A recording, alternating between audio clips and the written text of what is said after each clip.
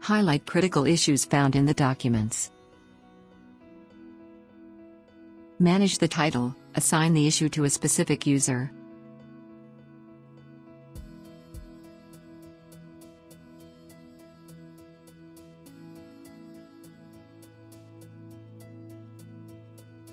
Use graphical annotations with dedicated tools.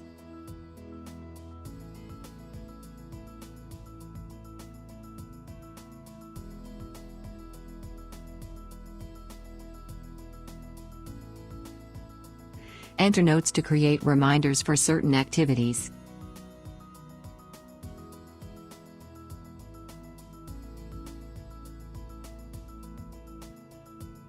Work on the model with other connected users.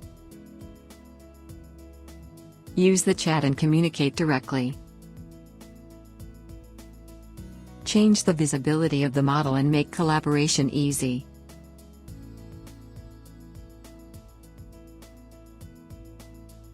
Share the view and appearance of the model.